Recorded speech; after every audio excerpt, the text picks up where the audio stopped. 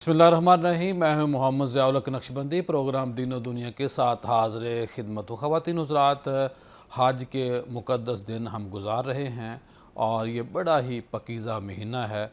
अल्लाह के नबी इस महीने को बड़ा पसंद फरमाते थे और इसको पसंद फरमाने की बुनियादी वजह ये थी कि अल्हम्दुलिल्लाह इस महीने के साथ हज का ताल्लुक़ है, कुर्बानी का ताल्लुक़ है, वो सदाओं का ताल्लुक़ है। लब्बैक अल्लाहुम्मा लब्बैक की पकीज़ा सदाएँ हैं जो पूरी दुनिया से मुसलमान इकट्ठे होते हैं, एक लिबास में, एक ज़बान में यकजा कहते हैं लब्बैक अल्लाहुम्मा लब्बैक। तो हमने पहले भी बात की थी हज के मसाइल के ऊपर, आज हम दोबारा हज के मसाइल पे बात करेंगे। माशाल्लाह हमारी बड़ी ही खुशबख्ती है, हमारे साथ मौजूद है मुफ्ती शाहिद उबैद साहब। माशाल्लाह एक बहुत बड़ा और मारूफ़ इदारा है जामिया अशरफिया लाहौर के अंदर, उसके माशाल्लाह रईस हैं, मुफ्ती हैं और दारुल इफ्ता में बैठते हैं और लोगों की मुश्किलात हल करते हैं और बहुत ही प्यारे अंदाज में बड़ा वसी मुतालिया है। उस मुतालिया की बुनियाद पर अच्छी अच्छी प्यारी प्यारी बातें करते हैं और समझाने का गुर आता है, तरीक़ा आता है। ये सबसे बड़ी खूबी होती है किसी भी फ़कीह के लिए, किसी भी जो आगाह कर रहा होता है, जो लोगों को कन्वे करना चाहता है मैसेज। असल बात ये होती है कि जो बंदा बात कर रहा है वो लोगों को आगाही देने में कामयाब हो सके।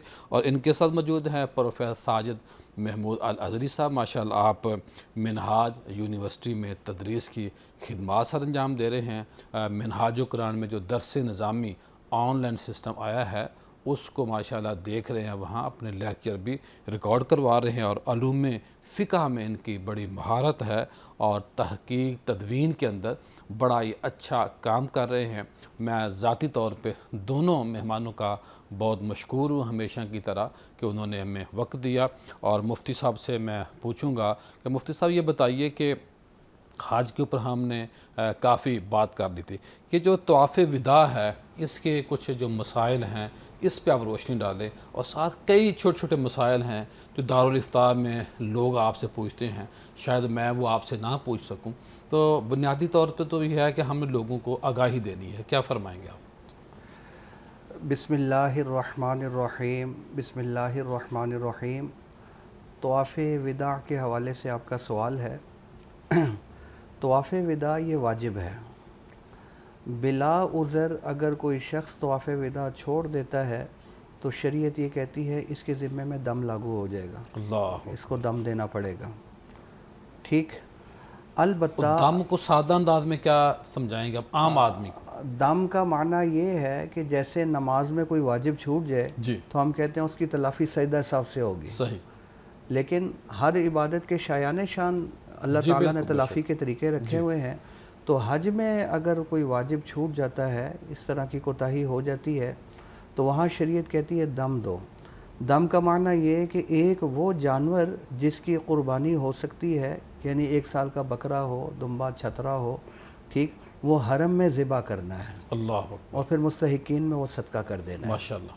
और ठीक। उस जानवर की शरी वही चीज़ें हैं जो 3 हिस्से कर दी, पूरे का नहीं पूरा नहीं नहीं, वो जानवर दे? पूरा जानवर वो अच्छा, मुस्तहिक के ज़कात को सदका करना ज़रूरी है। और यानी कि वो एक हिस्सा भी घर में नहीं रख सकता? एक बोटी भी नहीं रख सकते। अल्लाह जो अकबर। दम जुर्माने वाला जानवर है, जो किसी ये कोताही की इस्लाम वजह का से, दायरा है ना जी? जी, सर ये शरीयत का हुक्म जी, है। तो लेकिन अगर कोई उज़र हो, जैसे हमारी बहनें भी उधर जाती हैं, उन्हें इन दिनों में कोई शरई उज़र अगर तो शरीक लाहिक हो मसला बन जाता गया है, जैसे ठीक, ख़वातीन के साथ होता है जी मामला। ख़वातीन के साथ होता है। अब उनकी वापसी की फ़्लाइट का मसला भी आ गया है और तवाफ़ विदा किया नहीं है और इस उज़र की वजह से तवाफ़ नहीं हो सकता।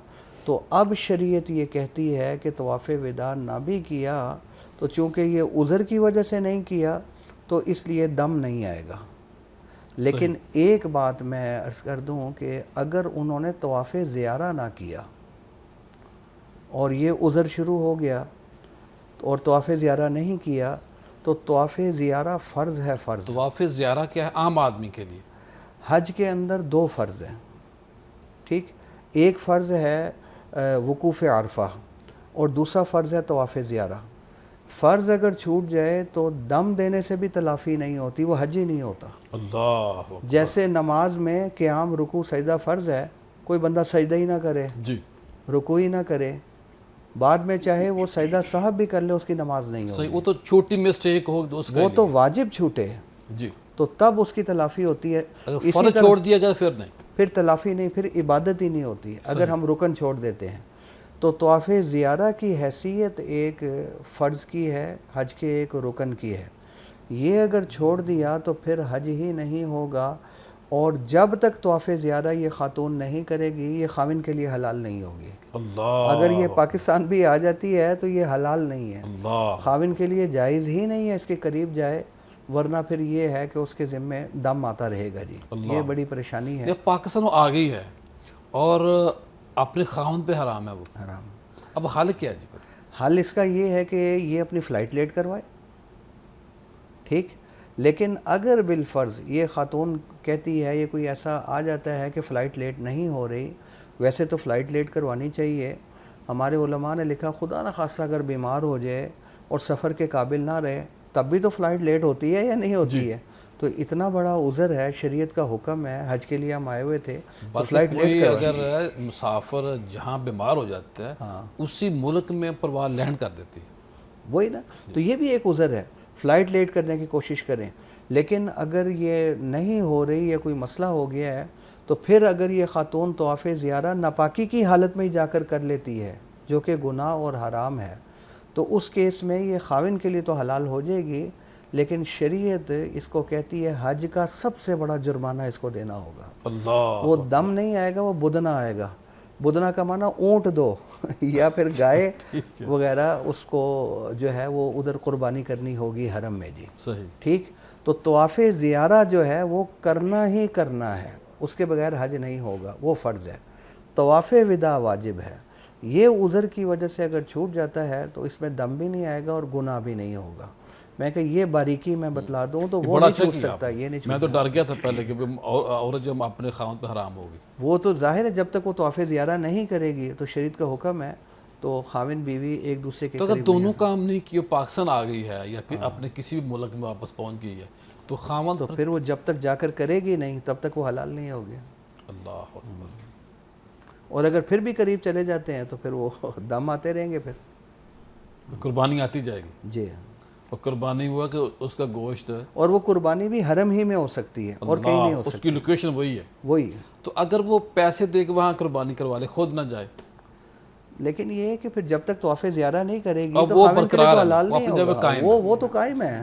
وہ جو قریب گئے ہیں، وہ صحبت ہوئی ہے، اس وجہ جو سے اصل عبادت ہے، جو اصل چیز ہے، وہ اپنی جگہ برقرار۔ وہ برقرار، وہ تو فرض ہے، وہ تو جب تک کریں گے نہیں حج مکمل ہی نہیں ہونا ان کا۔ ٹھیک ہے جی ساجد صاحب، یہ جو فوت شدگان ہوتے ہیں اس کے لیے لوگ ماشاءاللہ کرتے ہیں، حج کرتے ہیں، عمرہ بھی کرتے ہیں، اس کی کوئی فضیلت، اہمیت شرعی طور پہ ہمیں کیا پتہ چلتا ہے اس حوالے سے؟ جی بسم اللہ الرحمن الرحیم۔ پہلے تو ہمیں یہ دیکھنا ہے کہ فوت شدگان کی طرف سے جو حج یا عمرہ کیا جا رہا ہے، حج بنیادی طور پر، تو اس کا سٹیٹس کیا تھا، کیا اس کے اوپر فرض تھا حج جو بندہ فوت ہو گیا ہے؟ کیونکہ حج جو کی فرضیت جو ہے وہ استطاعت کے ساتھ ہے، وَلِلَّهِ عَلَى النَّاسِ حِجُّ الْبَيْتِ مَنِ اسْتَطَاعَ إِلَيْهِ سَبِيلًا۔ صحیح، اس کے اوپر حج فرض تھا، لیکن کسی وجہ سے وہ حج نہیں کر سکا، بیماری کی وجہ سے یا وہ عاجز آ گیا، حج نہیں کر سکا۔ اب کیا ہے کہ اس کے ورثاء میں کوئی اس کی طرف سے حج کر دیتا ہے، اگر اس نے وصیت کی تھی کہ میرے مرنے کے بعد میری طرف سے جو میرے پر حج فرض تھا جس کو میں ادا نہیں کر سکا، آپ اس کو ادا کریں، وصیت کی ہے۔ اب اس میں کیا ہے کہ ورثاء میں مثال کے طور پر اس کا بیٹا ہے، وہ اس کی طرف سے کر رہا ہے، تو اب اس کے جو اخراجات ہیں حج کے، وہ یا تو وارث اپنے پیسوں سے ادا کرے گا یا جو اس نے وصیت کی ہے وصیت کے پیسوں میں سے کرے گا، اور اگر وصیت کے پیسے کافی نہیں ہیں تو پھر وہ اپنی طرف سے پیسے ڈال کر پورے کر کے حج کرے گا۔ یا یہ بھی صورت ہو سکتی ہے کہ اگر باقی ورثاء راضی ہو جائیں کہ جو ہمارے میراث کا ترکے کا حصہ ہے وہ ہم دے دیتے ہیں اگر پورے نہیں ہو رہے، اور وہ باہمی رضامندی کے ساتھ اپنی میراث کا اور ترکے کا حصہ دے دیتے ہیں تو یہ بھی جائز ہے، پھر وہ اس کی طرف سے حج کر سکتے ہیں، جس کو حج بدل کہتے ہیں۔ لیکن اس کے لیے ضروری ہے کہ اس کے اوپر پہلے حج فرض ہوا تھا اور اس نے وصیت کی تھی اور ورثہ میں سے کوئی وارث اس کی طرف سے حج کرنے کے لیے جا رہا ہے۔ اور اگر وارث نہ کرے کوئی بھی بندہ کر لے، اب کوئی بھی کیا جا کسی سکتا غریب بندے کو بندہ بھیج دیتا ہے، لیکن اب یہ ہے کہ اس کے اوپر پہلے جس کو بھیجا جا رہا ہے، اگر حکم دیا تھا کہ فلاں بندہ میری طرف سے کر دے، تو کیا اس کے اوپر پہلے حج فرض تھا اور ابھی اس نے اپنا حج کرنا ہے؟ اگر تو ایسا ہے کہ اس کے اوپر حج فرض تھا، ابھی اس نے حج ابھی اپنا نہیں کیا، تو وہ حج بدل نہیں کر سکتا، یعنی کہ وہ اہل ہی نہیں ہے، وہ حج بدل اس کی طرف کے سے پاس نہیں یہ کر سکتا۔ سرٹیفکیٹ ہی نہیں ہے۔ جی، اس کے لیے پہلے ضروری ہے کہ وہ اپنا فرض حج ادا کر چکا ہو، پھر وہ اس کی لیکن طرف جو سے جس حج پہ کرے۔ حج فرض نہیں ہے، وہ عام آدمی ہے، غریب آدمی ہے، تو اس کو اپنے پیسوں سے حج کروایا جا سکتا ہے۔ وہ حج بدل ہے، وہ کروایا جا سکتا ہے۔ اس کی شروط جو ہیں، جیسے میں نے بتایا کہ اس میں یہ ہے کہ نیت بھی اسی کی طرف سے کرے گا، جس نے اس کو عامر جو حکم دینے والا ہے اس کی طرف سے نیت کرے گا کہ میں جب احرام باندھتے ہوئے کہ میں اس کی ساجد طرف سے صاحب، یہ نیت کر رہا ہوں اگر حج کوئی کی۔ بندہ ویسے ہی کسی غریب بندے کو حج کرا دیتا ہے کہ بھئی میں چاہتا ہوں آپ حج پہ چلے جائیں، جی تو ایسا بھی شرعی طور پہ درست ہے؟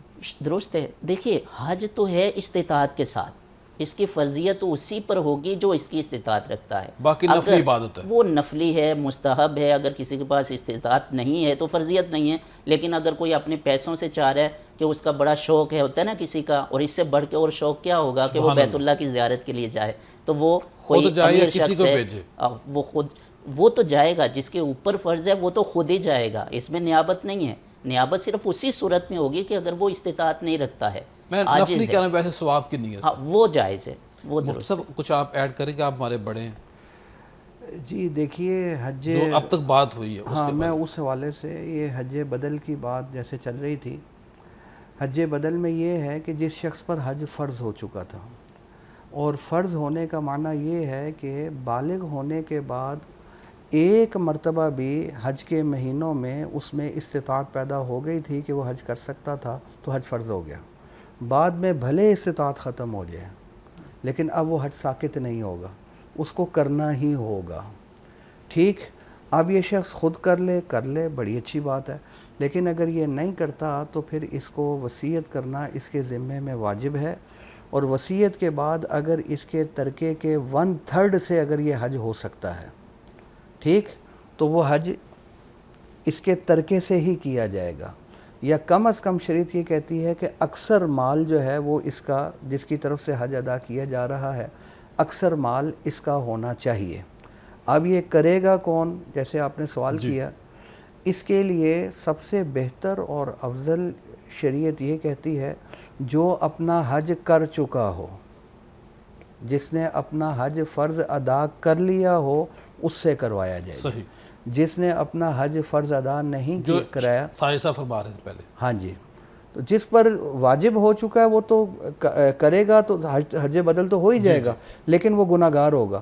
اپنے فرض کو چھوڑ کر کسی کے فرض کی ادائیگی کے پیچھے لگا ہوا ہے، پہلے آپ نے فکر کرنی چاہیے۔ پہلے اپنی، اور جس پر فرض نہیں ہوا، ٹھیک، جیسے کوئی غریب آدمی ہے اور اس نے اپنا حج نہیں کیا، اس سے بھی کروانا مکروہ ہے، لیکن مکروہ تنزیہی ہے، ذرا کم درجہ ہے۔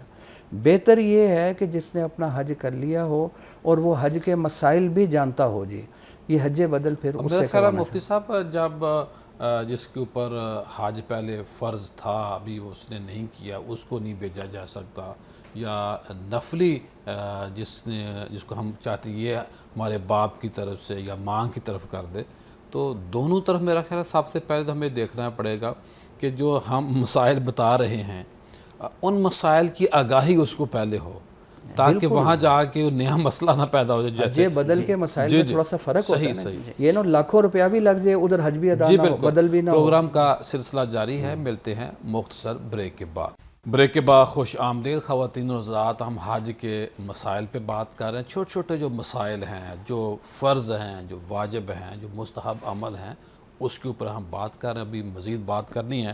اب میں مفتی صاحب سے پوچھوں گا کہ مفتی صاحب، ایام حج میں میقات سے باہر جانا اور پھر واپس لوٹنا، اس پہ آپ روشنی ڈالیں۔ بہت اچھا سوال ہے آپ کا۔ دیکھیے، ابھی بھی کئی حاجی ہم سے سوال کر رہے ہیں یہی سوال. آپ تو ماشاءاللہ جا بھی رہے ہیں پرسوں. الحمدللہ جی, اللہ تعالیٰ قبول کرے. آپ کو ایڈوانس مبارک ہو. خیر مبارک خیر. کہ ہم اگر جدہ چلے جاتے ہیں ٹھیک, تو کیا ہمیں واپسی پہ احرام باندھنا ہمارے ذمہ ضروری ہے؟ یا ہم طائف چلے جاتے ہیں, طائف سے واپسی کے اوپر مکہ آنے کا ارادہ ہے تو احرام باندھنا ضروری ہے؟ تو اس حوالے سے اگر ہم مکہ سے باہر نکل رہے ہیں لیکن ہم میقات کے اندر ہیں, میقات سے باہر نہیں جا رہے, تو پھر تو احرام باندھنا ضروری نہیں ہے مکہ واپس آنے کے لیے. جیسے جدہ حرم اور مکے سے تو باہر ہے لیکن میقات کے اندر ہے. وہاں کوئی بندہ جاتا ہے کسی سے ملنے کے لیے یا کسی بھی مقصد کے لیے, واپس بغیر احرام کے مکہ آ سکتا ہے, کوئی مسئلہ نہیں. لیکن ایک بندہ طائف چلا جاتا ہے ٹھیک, طائف میقات سے باہر ہے, اب وہ ادھر جاتا ہے, ادھر زیارت کی, ادھر سے چاہتا ہے میں مکہ واپس آ جاؤں, تو وہ بغیر احرام کے نہیں آ سکتا. اگر آئے گا اس کے ذمہ دم واجب ہو جائے گا. تو ہمیں یہ دیکھنا ہے کہ جہاں ہم جا رہے ہیں وہ ایریا جو حضور صلی اللہ علیہ وسلم نے میقات مقرر فرمائی ہیں وہ اس سے باہر ہے یا اس کے اندر ہے. اگر اس کے باہر ہے تو پھر اگر ہم وہاں جا رہے ہیں اور ادھر سے واپس مکہ آنے کا ارادہ ہے تو ہم بغیر احرام کے نہیں آ سکیں گے. میں نے طائف کی مثال دے دی آپ کو, نہیں آ سکیں گے. مدینہ چلے جاتے ہیں, مدینہ ظاہر ہے وہ میقات سے باہر ہے ٹھیک, تو مدینہ سے پھر واپس مکہ آنا ہے, بغیر احرام کے نہیں آ سکیں گے. یا حج والا احرام باندھیں یا عمرے والا باندھیں, اس کے بغیر اگر آئیں گے تو وہ دم واجب ہو جائے گا جی. تو جدہ جائیں, مسجد عائشہ جائیں یا جہاں بھی جائیں میقات کے اندر ہیں, تو واپسی مکے میں اس کے لیے احرام ضروری نہیں ہوگا. یہ پوائنٹ ہے, یہ بڑا ضروری ہے. جی میں ساجد صاحب سے پوچھتا ہوں کہ ساجد سے یہ بتائیے کہ حج کے دنوں میں مدینہ منورہ جانا یا حج کے بعد مدینہ منورہ جا کے سرکار کی بارگاہ میں سلام عقیدت پیش کر, اس پہ آپ روشنی ڈالیں.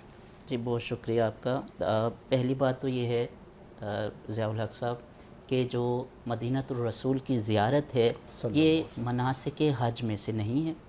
حج جو ہے وہ مخصوص اوقات میں مخصوص جگہوں میں زیارت کا نام ہے, اور وہ سارے کے سارے مناسک جو ہے وہ بیت اللہ شریف میں مکہ مکرمہ, وہ مکہ المکرمہ میں ہے. تو اگر کوئی وہ سارے مناسک ادا کر لیتا ہے اور زیارت رسول کے بغیر وہ واپس آ جاتا ہے, اس کا حج تو کامل ہے, مکمل ہے, اور انشاءاللہ عند اللہ مقبول ہے.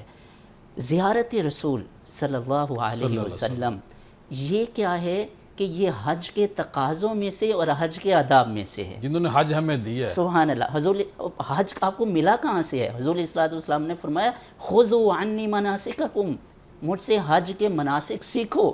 تو حج تو سکھایا ہی رسول اللہ نے, اور آپ کو ملا بھی. کعبے کا کعبہ دیکھو. سبحان اللہ. اور یہ کتنی جفا کی بات ہوگی کہ جن کے صدقے سے آپ کو سارا کچھ اور حج کے احکام اور بیت اللہ کی زیارت سب کچھ ملا ہے, ان کی زیارت کیے بغیر آپ واپس آ جائیں. تو یہ حج کے تقاضوں میں اور اس کے آداب میں سے یہ سوال ہو سکتا ہے کہ جو مدینۃ الرسول ہے اس کی زیارت کو حج کے مناسک میں سے کیوں نہیں بنایا گیا؟ کیونکہ بیت اللہ یہ تو حرم ہے, اور جو مدینۃ الرسول ہے حضور صلی اللہ علیہ وسلم نے فرمایا کہ حرم کو اللہ تعالیٰ نے بیت اللہ کو حرم بنایا, مدینہ کو میں حرم بناتا ہوں. تو حرم تو یہ بھی ہے, پھر اس کو مناسک حج میں اس کو انکلوڈ کیوں نہیں کیا اور اس کو شامل کیوں نہیں کیا؟ اس کو مفسرین اور فقہا جو محبین ہیں وہ بتاتے ہیں اس وجہ سے اللہ تعالیٰ نے زیارت رسول کو حج کے مناسک میں شامل نہیں کیا, اس وجہ سے کہ اللہ تعالیٰ یہ چاہتا ہے کہ جو بھی مومن مدینۃ الرسول زیارت کے لیے آئے وہ اوامر اور نواہی حکم شرعی کے تحت نہ آئے بلکہ حکم حبی اور حکم عشقی کے تحت آئے. کیونکہ جب آپ حج کے لیے جا رہے ہیں وہ تو اللہ کا امر ہے, وہ تو فرض ہے جس کے اوپر اگر وہ نہیں جاتا ہے تو وہ گناہ گار ہے. لیکن جو مدینۃ الرسول جا رہا ہے وہ حکم الہی فرضیت کے تحت نہیں جا رہا, وہ اس کے دل میں جو محبت ہے حضور علیہ الصلوۃ والسلام کی اور مدینۃ الرسول کی زیارت کی وہ اس کے تحت وہ جا رہا ہے. سیدنا بایزید بستامی کے حوالے سے بڑا خوبصورت واقعہ ہے کہ وہ حج کے لیے گئے اور مدینۃ الرسول کی زیارت کیے بغیر واپس آ گئے. تو لوگوں نے کہا حضرت یہ کیا کیا آپ نے, حج کر کے آگے اور رسول اللہ کے مدینہ کی زیارت نہیں کی آپ نے؟ انہوں نے کہا کہ میں یہ چاہتا تھا کہ مدینۃ الرسول کی زیارت مستقلاً کی جائے, اللہ اکبر۔ کیونکہ اگر میں بیت اللہ کے حج کے لیے گیا اور اسی سفر کے دوران میں رسول اللہ کی شہر کی زیارت کے لیے جاؤں تو یہ میں اس کو گستاخی اور بے ادبی سمجھتا ہوں کہ اسی میں انکلوڈ کر لوں۔ میں مدینہ الرسول کی زیارت جو ہے وہ مستقل کرنا چاہ رہا ہوں اور پھر واپس آئے اور دوبارہ سے مدینہ الرسول کی آپ نے زیارت کے عشق لیے کی گئے۔ باتیں، جی، یعنی کہ یہ ان صاحب کے لیے ہے جو اس لیول کے ہیں۔ اور یہ حدیث بھی ہے، اگرچہ یہ ضعیف ہے لیکن فضائل اعمال میں حدیث کو تو لیا جا سکتا ہے۔ جی۔ اس میں حضور صلی اللہ علیہ وسلم نے فرمایا کہ جو کعبۃ اللہ کی حج کے لیے گیا اور میرے پاس زیارت کے لیے نہیں آیا فقد جفانی، اس نے جفا کی ہے۔ تو یہ واقعتاً جفا ہے کہ ایک مومن وہ بیت اللہ کی حج کے لیے جائے اور رسول اللہ کی زیارت کیے بغیر واپس آ جائے۔ جی مفتی صاحب یہی سوال آپ سے بھی ہے۔ جی بڑا اچھا جواب دیا انہوں نے۔ میں اس حوالے سے ذرا تھوڑا سا جی آپ اس سے فرمائیے۔ ہٹ کر ذرا بات کر لیتا ہوں۔ وہ یہ کہ جب یہاں جانے کا ارادہ ہو مدینہ سبحان اللہ۔ تو اس حوالے سے علماء نے عجیب بات لکھی ہے کہ یہ نیت ہی روزے کی زیارت کی کر کے جائے جی، سبحان اللہ۔ کیونکہ وہاں کی عظیم ترین عبادت جو ہے وہ حضور صلی اللہ علیہ وسلم کے روزے کے سامنے کھڑے ہو کر صلاۃ و سلام پیش کرنا ہے۔ آپ صلی اللہ علیہ وسلم فرماتے ہیں جو میرے روزے کے پاس کھڑے ہو کر مجھے صلاۃ و سلام پیش کرتا ہے میں خود براہ راست اسے سنتا ہوں۔ شیخ الحدیث مولانا زکریا کانوی رحمۃ اللہ علیہ روایت کوٹ کرنے کے بعد آگے فرماتے ہیں کہ اگلے الفاظ یہ ہیں کہ پھر جو مجھ کے اوپر درود بھیجتا ہے میں اس کے اوپر درود بھیجتا ہوں۔ اللہ سرکار جواب دیتے ہیں۔ جی جواب دیتے ہیں آگے، وہ باقاعدہ سنتے ہیں کیونکہ ہمارا عقیدہ ہے کہ حضور صلی اللہ علیہ وسلم قبر اطہر میں حیات ہیں، اللہ وہ سن رہے ہیں اور اپنے پھر آگے جسم سے اطہر اطہر کے ساتھ موجود ہے۔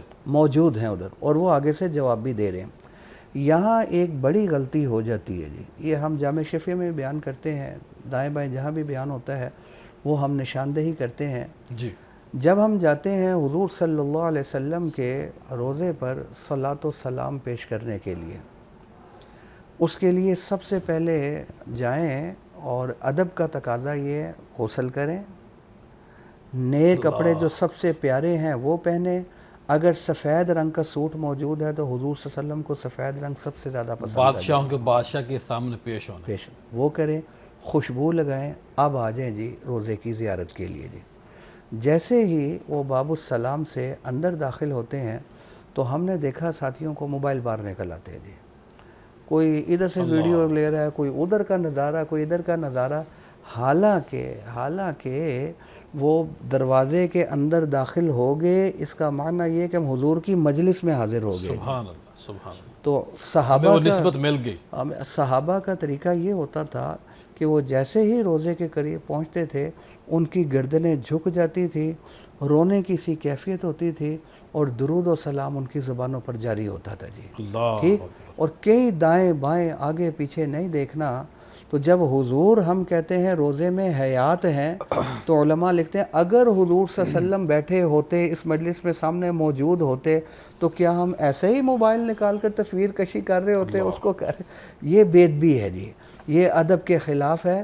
اپنی نظریں نیچے جھکائیں اور صلاۃ و سلام مسلسل زبان پر جاری رکھیں، عاجزی اور تواضع ہو، اور روزے کے پاس پہنچ کر اب الصلاۃ والسلام علیک یا رسول اللہ، سبحان اللہ۔ الصلاۃ والسلام علیک یا سید الانبیاء والمرسلین، یہ کریں، اور پھر حضور صلی اللہ علیہ وسلم کے سامنے درخواست کریں اے اللہ کے نبی، کیونکہ حضور صلی اللہ علیہ وسلم سن رہے ہیں، قیامت والے روز اپنی خصوصی سفارش میں ہمیں بھی یاد رکھنا اللہ ہے، اکبر اللہ۔ ٹھیک۔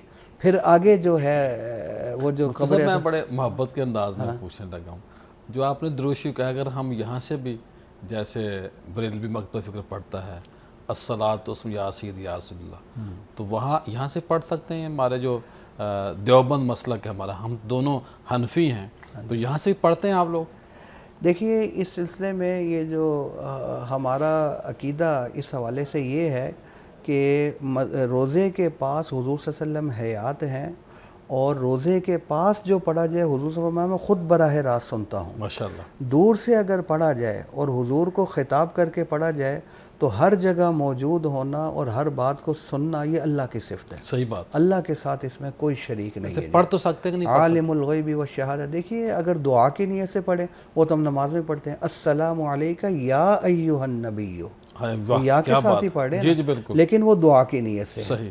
ٹھیک، تو اس نیت سے پڑھنا کہ یہاں حضور صلی اللہ علیہ وسلم خود سن رہے ہیں، جیسے ہماری ایک ایک بات اللہ تعالیٰ بھی سن رہے ہیں، تو وہ حضور صلی اللہ علیہ وسلم بھی ہر جگہ موجود. یہ فرق آ اللہ خالق ہے، اللہ خالق ہے، اور یہ اللہ کے ساتھ صفت خاص ہے. جی سب کچھ میرے کریم آقا.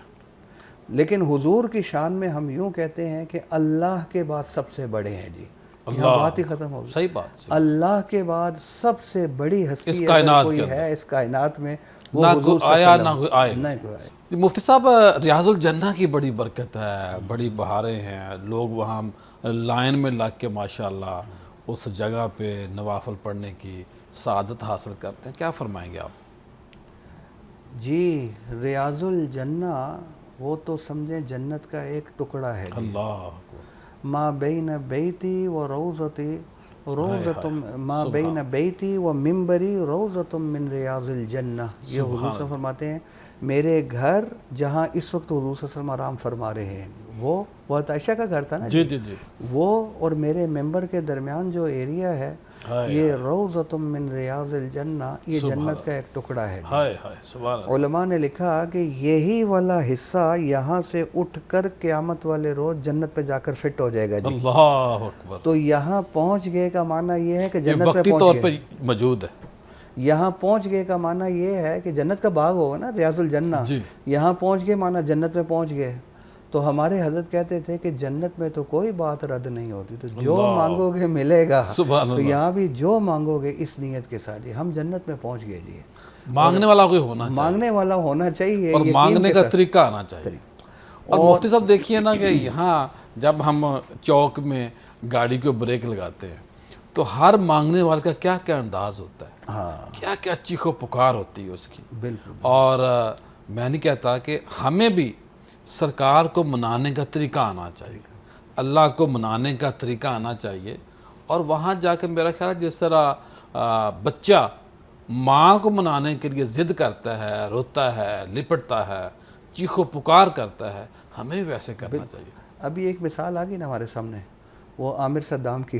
جی جی جی. نہیں، عامر قذافی، وہ دیکھا آپ نے نا جی اس جی کا، دیکھا، لیبیا کا ان کو جو اس نے کہا چھوڑ کر چلا گیا پائلٹ، اس کے نام کی وجہ سے کوئی مسئلہ آ گیا تو وہ جا کر ایئرپورٹ پہ بیٹھ گیا. اس نے کہا میں نے جانا ہی جانا ہے. جی. انہوں نے کہا جہاز تو جا چکا ہے. اس نے کہا میں نے جانا ہی جانا ہے.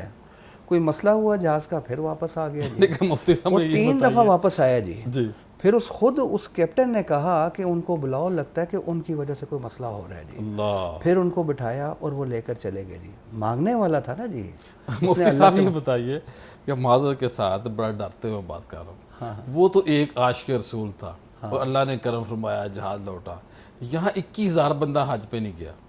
پیسے پاکستانی حج پیسے دینے کے باوجود گورنمنٹ کی طرف سے یا سعودیہ کی طرف سے 21,000 بندے کو پرمیشن نہیں ملی. تو اس پہ تھوڑی روشنی ڈالیں، کیا مسئلہ ہے؟ ہمارے پیسے کا مسئلہ کوئی؟ نہیں، پیسے کا مسئلہ نہیں ہے. اللہ تعالیٰ کی ہر معاملے میں کوئی نہ کوئی حکمتیں ہوتی ہیں، یہ اللہ تعالیٰ ہی جانتے ہیں. ہم تو ہر چیز میں دخل نہیں دے سکتے.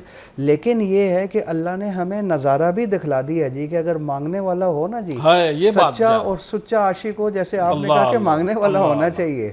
اور میرا خیال ہے ان لوگوں میں بڑے بڑے عاشق رسول ہیں. ہم تو مائل بکرم ہے، کوئی سائل ہی نہیں. تو دینے والا موجود ہے اپنی جگہ برقرار ہے پوری طاقت کے ساتھ. پروگرام کا سلسلہ جاری ہے، ملتے ہیں بریک کے بعد. بریک کے بعد خوش آمدید خواتین حضرات. ہم بات کر رہے ہیں حج کے مسائل کی، اور میں نے مفتی صاحب سے پوچھنا ہے کہ مفتی صاحب بات اور بھی میں نے پوچھنی ہے، اور پہلے مجھے یہ جواب دیں کہ ریاض الجنہ میں نوافل پڑھنا بڑی خوش بختی ہے اور بڑا ضروری ہے. لیکن ہم نے دیکھا ہے کہ کچھ ایسے سادہ لوگ وہ عصر کے وقت بھی وہاں منتظر ہوتے ہیں، نوافل پڑھتے ہیں. شرعی طور پہ تو جب بندہ عصر کی نماز پڑھ لیتا ہے تو اس کے بعد تو مغرب کی اذان تک بندہ نفل نہیں پڑھ سکتا. اس پہ آپ روشنی ڈالیں. جی جی بالکل. ہم یہی ساتھیوں کو کہتے ہیں کہ جو ساتھی عصر کی نماز پڑھ چکا ہے تو عصر کی نماز کے بعد جب تک مغرب غروب نہ ہو جائے تب تک نفل پڑھنا جو ہے وہ منع ہے، مکروہ عمل ہے. تو نہیں پڑھنے چاہیے. بھئی آپ ادھر تلاوت کریں, آپ ذکر کریں, آپ دعائیں مانگیں. چلو نماز پڑھنی ہی اگر ہے تو آپ کے ذمہ اگر کوئی قضا نماز ہے, جیسے اکثر ساتھیوں کے ذمہ ہوتی ہے, تو وہ قضا نماز پڑھ لیں, لیکن نوافل نہ پڑھیں. اتنی خوبصورت جگہ پہ جا کر اگر ہم وہاں بھی کوئی مکروہ کام کریں تو وہ کوئی اچھی بات لیکن نہیں سارے ہمیں مسائل پہلے آنے چاہیے. آنے چاہیے. اور اس پہ مفتی صاحب میں تو کہا کرتا ہوں کہ ہم وہ مسلمان ہیں, ہم لوگ ہیں, جب تک ہمیں بائک ٹھیک کرنا نہیں آتا تو ہم دکان نہیں کھولتے. کٹنگ والے بندے کو اس وقت اب ہم سیلون بنا کے جب تک وہ کوئی 2-3 سال کہیں لگا لیتا ہے. تو دین کو ہم بڑا ایزی لیتے ہیں. طلاق ہم دے دیتے ہیں بات بات پہ, پھر ہم دارالفتاح جاتے ہیں, پھر ایسے دارالفتاح ہم تلاش کرتے ہیں کہ جہاں سہولت کا دروازہ نکل آئے. اب یہ حج عمرے کی بات ہے, بڑا اللہ کا کرم ہے جو لوگ وہاں موجود ہیں, جائیں گے, لیکن کما حق کو ہو مسائل کی آگاہی ہونی چاہیے. بہت اچھی بات. ابھی ہم خود دیکھتے ہیں ادھر حرم کے سامنے ساتھی کھڑے ہیں تو آپ شروع ہونے لگا, ان کو پتہ ہی نہیں کرنا کیا کر.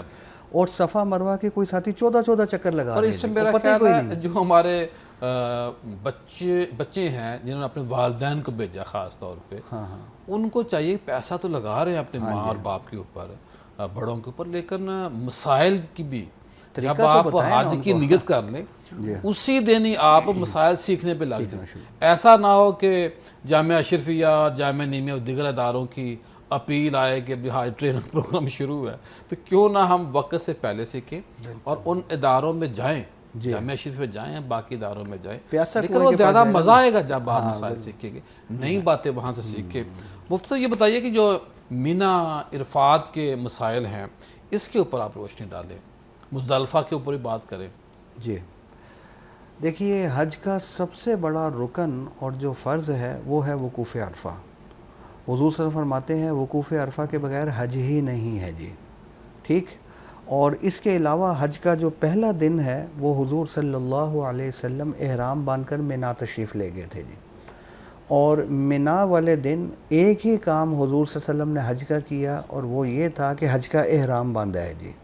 باقی اس کے علاوہ حج کا کام کوئی نہیں. صحیح. ظہر کے وقت میں, عصر کے وقت میں, مغرب کے, عشاء اور فجر کے وقت میں پڑھی جی. ٹھیک, یہی کرے گا, نمازیں پڑھے گا, کوئی چھوٹا قرآن مجید لے جائے, تلاوت کرتا رہے, دعائیں کرتا رہے, ادھر جا کر تلبیہ پڑھتا رہے, ذکر کرتا رہے, یہی کام ہوگا مینا میں جی. ٹھیک. اس کے بعد پھر اگلے دن جانا ہے وہ عرفات. تو زوال کے بعد حج کا سب سے بڑا رکن وقوف عرفہ, جس کا یہ ہو گیا, حضور صلی اللہ علیہ وسلم فرماتے ہیں اس کا حج ہو گیا. آگے آپ نے مزدلفہ کی بات کی, یہاں سے غروب کے بعد لے جائیں گے مزدلفہ جی. مزدلفہ میں حضور صلی اللہ علیہ وسلم نے رات گزاری تھی جی, کھلے آسمان کے نیچے جی. سبحان اللہ. تو یہ بھی ادھر چلا کھلے گیا, آسمان, کھلے آسمان کے نیچے رات گزاری تھی. لیکن اب چونکہ چاند کو دیکھتا ہوگا جی. ہاں کیا بات کی آپ نے جی. تو اب ادھر جائے, اب آپ نے یہ جو بات کی کھلے آسمان کے نیچے, اب چونکہ مجمع ہو گیا 30-35 لاکھ, اس وقت 1,00,000-1.25 کا مجمع تھا جی.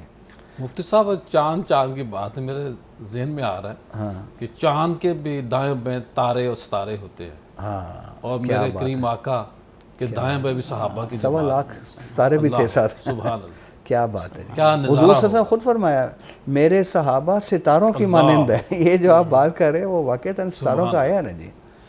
تو خیر اب نیو مینا جو بنا ہے, وہاں سرکار میرا وجد کہتا ہے کہ صحابہ بھی سوچتے ہوں گے تاروں کو دیکھ کے, ایک تم تارے ایک ہم تارے. کیا بات. اللہ اکبر. اور ایک ہمارا چاند ہے, اور صحابی کہتے ہیں نا کہ میں چاند کو دیکھتا تھا, خدا کی قسم 14ویں کا چاند تھا, ایک نظر ادھر دیکھتا تھا تو ایک نظر ادھر دیکھتا تھا, کہ یہ بھی چاند موجود تھا. زمین والا چاند زیادہ روشن, وہ میں کہتا تھا خدا کی قسم وہ کچھ بھی نہیں ان کے مقابلے میں جو اللہ تعالیٰ نے ادھر نور عطا کی ہے, چاند میں وہ نور چاند کو تو اس دنیا والے میرے کریم آقا نے تو اشارے سے توڑ دیے جی, بالکل 2 حصے کر دیا جی. اور عاشق تو کہتے ہیں کہ جو آج بھی چاند کے درمیان ہلکا سا جو ایک نشان نظر آتا ہے جی, وہ داغ موجود ہے, وہ موجود ہے, اللہ اثرات موجود ہیں. سبحان اللہ. جی ساجد صاحب, بڑی عشق کی باتیں ہو رہی ہیں. آپ یہ بتائیے کہ ہم ادب والے ہیں, احترام والے ہیں, نسبتوں والے ہیں, اور ہم تو ماننے والے ہیں. اب حج کے دوران سب سے جو مقدم کام ہے وہ یہ ہے کہ ہم نے ہر لمحہ بڑی احتیاط کے ساتھ چلنا ہے. جی جو وہاں ادب کا تقاضا ہے, جی لوگ آپس میں الجھتے ہیں, کھانے پہ خدا نہ خاصا مسئلہ بن جاتا ہے, بیڈ میٹرس کے اوپر مسائل آتے ہیں. تو اس پہ بتائیے کہ عام مسافر بھی ہے, کریم آقا فرماتے ہیں کہ مسافر سے اور مریض سے دعا کراؤ, جی اور یہ تو مسافر ہیں, حاجی کے مسافر ہیں, جی تو کس طرح انہیں صبر سے کام لینا چاہیے, اس پہ روشنی ڈالیں, آپ یہاں ڈالیں, اور مفتی صاحب پرسوں جا رہے ہیں وہاں جا کے انشاءاللہ درس دیں. جی بہت اچھا سوال کیا ہے, اور بہت ضروری بھی ہے اس چیز کو سمجھنا کہ جو حج کے لیے جا رہے ہیں دو چیزیں امپورٹنٹ ہیں. سوء ادب, جی ایک تو یہ ہے کہ حج کے احکام سے واقفیت ہو, اور دوسری چیز یہ ہے کہ حج کے آداب سے بھی واقفیت ہو, کیونکہ احکام تو اسے پتہ ہے لیکن حج کے آداب کا نہیں پتہ ہے.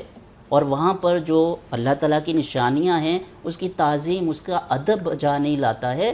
تو اللہ تعالیٰ ارشاد فرما رہے ہیں وَمَن يُعَظِّمْ شَعَائِرَ اللَّهِ فَإِنَّهَا مِن تَقْوَى الْقُلُوبِ. اللہ جو اللہ تعالیٰ کی نشانیوں کی اور شعائر کی عزت, تعظیم اور ادب کرتا ہے تو یہ دلوں کا تقویٰ ہے. اور صفا مروہ کو اللہ تعالیٰ نے شعائر میں اس کو شمار کیا. اللہ تعالیٰ ارشاد فرماتے ہیں ان الصفا والمروۃ من شعائر اللہ. یہ صفا مروہ جو ہے یہ اللہ تعالیٰ کی نشانیاں ہیں. تو سب سے اہم چیز وہاں پہ یہ ہے کہ آپ نے حج کے موقع پر جو صحیح. اللہ تعالیٰ کی نشانیاں ہیں وہاں پر آداب کا خیال رکھنا ہے. حجر اسود ہے, صفا مروہ ہے, رکن یمانی ہے. اگر آداب کو ملحوظ خاطر نہیں رکھتے ہیں تو آپ دیکھیں آپ کا حج بھی ختم ہو سکتا اللہ ہے. قرآن مجید میں کیا کہا کہ جب آپ حج کرنے جائیں لا رفث ولا فسوق ولا جدال فی الحج. اللہ حج کے اندر رفث نہیں ہے, فسق و فجور نہیں ہے, جدل و جدال نہیں ہے. جو آپ نے کہا کہ وہاں پہ لڑائی جھگڑا ہو رہا ہے بیڈ کے اوپر اور باقی چیزوں کے بال اوپر, کاٹنے کا حکم نہیں ہے, ہاں اپنی جو مارنے کا حکم نہیں, اندازہ کریں اللہ. اتنی شکار چھوٹی کرنے کا چھوٹی حکم نہیں. چیزوں سے منع کیا گیا ہے. جائز اور کام بھی ممنوع ہے وہاں. جائز کام بھی وہاں پہ منع ہے, اور جو آلریڈی ساجد صاحب حرام بہت چیزیں ہیں شکریہ, ان بڑی کو- مہربانی. انشاءاللہ یہ گفتگو کا سلسلہ جاری رہے گا. خواتین حضرات, کل اکاڑا میں حاضر ہوا, وہاں ہمارے بہت بڑے ایک عالم دین تھے, شیخ القرآن مولانا غلام علی اکاڑوی صاحب. ان کے صاحبزادے حضرت مفتی صاحبزادہ فضل الرحمان اکاڑوی صاحب کا انتقال ہو گیا. کینسر کے مریض تھے, کئی سالوں سے بیمار تھے. تو جنازے میں شرکت ہوئی, بڑی ان سے میری نیاز مندی والا تعلق تھا, اور میں ان کے احسانوں کے نیچے دبا ہوا ہوں. اور ہمارے بڑے تھے, سینئر تھے. ایک واقعہ بھی مجھے یاد آتا ہے, اور اس واقعہ کی بنیاد پہ میری نظریں ان کے سامنے ادب سے جھک جاتی ہیں. اکاڑا کی تاریخ کا کہا جاتا ہے, میں نے اپنی آنکھوں سے بھی دیکھا ہے کہ سب سے بڑا جنازہ تھا. اس سے پہلے ان کے والد گرامی کا بڑا جنازہ ہوا تھا, اور ان کے بعد ان کا سب سے بڑا جنازہ ہوا. اور اس جنازے کے اندر ماشاءاللہ حمزہ قادری صاحب جو مفتی صاحب کے صاحبزادے انہوں نے جنازہ پڑھایا. سید صفدر شاہ صاحب گیلانی صاحب شریک ہوئے. نواز کھرر صاحب المصطفیٰ ویلفیئر ٹرسٹ جو عبدالرزاق ساجد صاحب کی نگرانی اور سرپرستی میں چل رہا ہے, انہوں نے UK سے اسپیشل حکم دیا اور وہاں وفد پہنچا. اس کے علاوہ بہت بڑی تعداد موجود تھی. میرے چھوٹے بھائی اور بہت ہی پیار کرنے والے رب نواز جو اسسٹنٹ کمشنر ہے اکاڑا, وہ بھی میرے ساتھ وہاں شریک ہوئے. اور میں اس میں جو ہمارے عثمان جلالی صاحب ہیں اور ان کے جو دوسرے بھائی ہیں وہ بانجے ہیں مفتی فضل الرحمان اکاڑوی صاحب کے, تو میں ان کے ساتھ بھی تعزیت کرتا ہوں. اور اللہ سے ہماری دعا ہے کہ باری تعالیٰ ہمارے بھائی کی بخشش فرما اور ان کی درجات کو بلند فرما. آج کا وظیفہ ہے یا برو اچھائی اور بہلائی فرمانے والا, دینے والا, ہدایت دینے والا. یہ وظیفہ جب آپ پڑھیں گے 313 بار نماز فجر اور نماز عشاء کے بعد, نماز ضروری ہے, نماز مقدم ہے, نماز کو نہیں چھوڑنا. تو پھر اس وظیفے کی برکت سے آپ کی اولاد کے اندر اخلاق حسنہ پیدا ہوگا. آپ یہ سمجھتے ہیں کہ خدا نخواستہ آپ کی جو اولاد ہے وہ گستاخ ہے, بدتمیز ہے, ان کا رویہ اچھا نہیں ہے, انہیں بات کرنی نہیں آتی, تو اس کا طریقہ ہے اللہ کی طرف رجوع کریں. جب آپ اس وظیفے کو نماز کے بعد پڑھیں گے تو اللہ آپ کو برکت دے گا, اور پھر آپ کے خود اپنے اندر نیک اعمال کی طرف رغبت پیدا ہوگی, اور زمینی جو راستے ہیں, زمین کے اوپر جو کام ہیں آپ کے, ان کے اندر آپ کو آسانی پیدا ہوگی. اور جو آپ کے سفر ہیں وہ زمین کے اوپر ہو، وہ پانی کے اوپر ہو، ہوا کے اوپر ہو، اس میں بھی آسانی پیدا ہوگی اور نافرمان اولاد نہیں ہوگی، آپ کی تابعدار ہو جائے گی۔ اور اگر آپ نابالغ بچے کے اوپر دم کریں گے تو پھر آپ اس بچے کو اللہ کی حفاظت میں دیں گے، وہ مصیبتوں، پریشانیوں، بلیات سے محفوظ رہے گا اور خیر کے کاموں میں کبھی بھی رکاوٹ نہیں آئے گی، شیطان آپ کو گمراہ نہیں کر سکے گا، اور پھر آپ کے اندر جو گمراہ کن وسوسے پیدا ہوتے ہیں، سوچیں آتی ہیں، ذہن میں خیالات آتے ہیں، وہ پیدا نہیں ہوں گے۔ اور ساتھ یہ ہے کہ آپ کے اوپر اس وظیفے کی برکت سے جادو، ٹونا، حسد، بغض کا اثر نہیں ہوگا۔ یا برو اللہ کو پکارنا ہے، اللہ سے مدد لینی ہے، نماز عشاء اور نماز فجر کے بعد 313 بار۔ کل دوبارہ آپ سے ملاقات ہوگی۔ السلام علیکم۔